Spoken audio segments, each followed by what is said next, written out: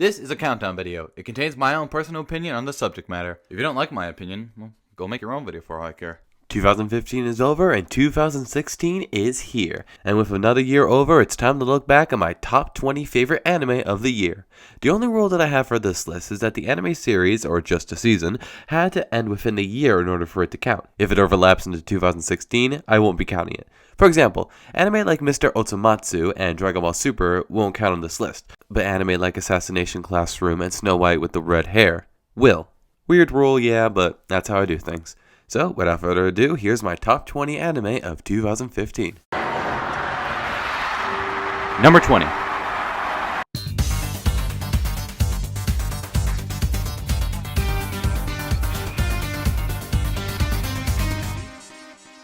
Seraph of the End.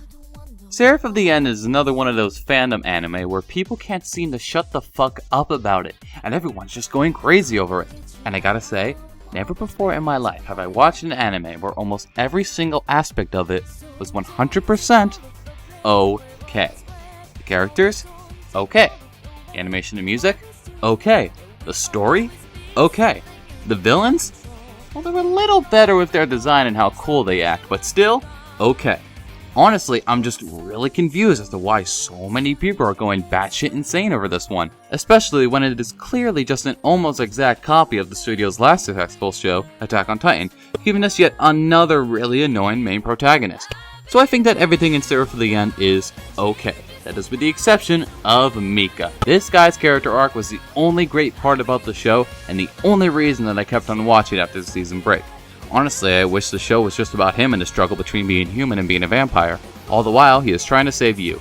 In short, Mika's character, spectacular. Everything else, 100% okay. And that's all I have to say.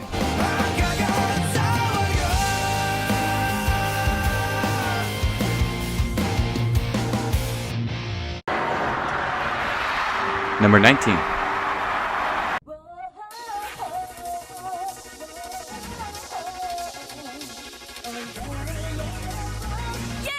Concrete Revolution.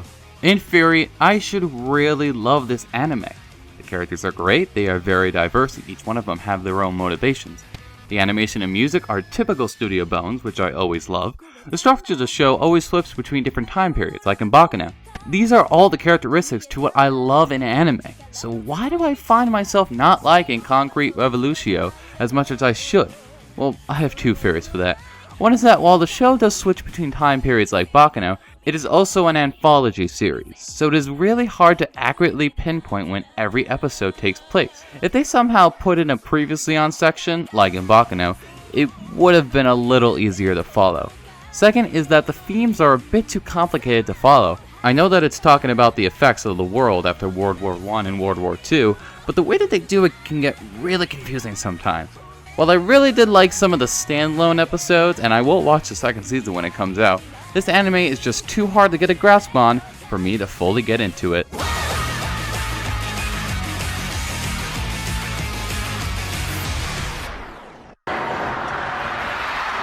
Number 18.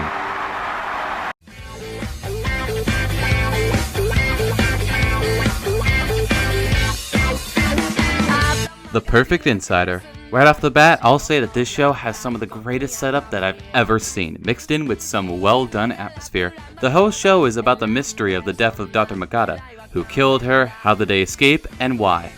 Dr. Mikata herself is an interesting character just on how much mystery surrounds her and what happened in her past. What I ended up liking in this mystery is that it gave you a snippet of new information every episode that you could try and solve the mystery yourself.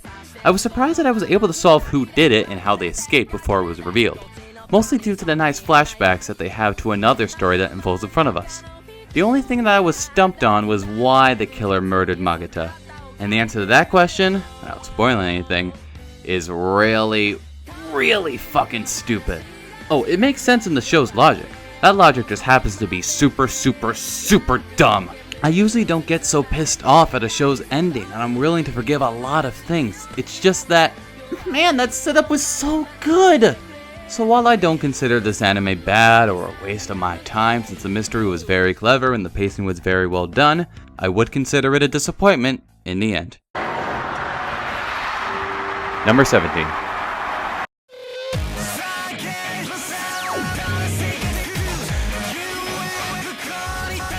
Gangsta. This anime is definitely in the same style as anime like Black Lagoon. Now I haven't seen that anime yet, so this is my first time experiencing this kind of anime. And for a first one, I really liked what Gangsta gave me. Our trio of main characters are enjoyable to watch, and some of the best moments in the show is the interaction between them. Even the multitude of side characters became some of my favorites. For example, Gina and Ginger are just so badass that it's impossible that they don't become your favorites. The rest of the anime is pretty standard though, this including the animation and music. Even the story just ends in the last episode since the anime completely followed the manga instead of having an original ending. There might be a second season, but I haven't heard anything yet. So the ending just kinda ends on a cliffhanger and it has not done that well. Despite all of its problems, the characters themselves were enough to keep me going through the sword and gun filled anime.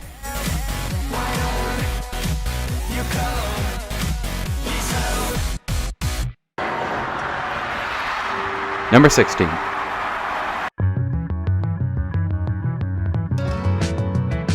Rampo Kitan, Game of Laplands. You ever hear that statement, style over substance? No more is that statement true than in this anime, whose stories are based on the works of the late Japanese name that I'm putting on because I don't know how to pronounce it. The style in this show is phenomenal that I cannot take my eyes away.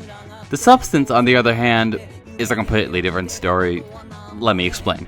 The animation, music, and cinematography gives the show the feeling of being in a world that you feel trapped in because you're different from all the rest. No other anime looks like this one, and that is no easy feat. The story is actually pretty intriguing too, giving us a complex villain that you could find in real life, and I always love those. Unfortunately, the show has a fair share of problems that really bring it down.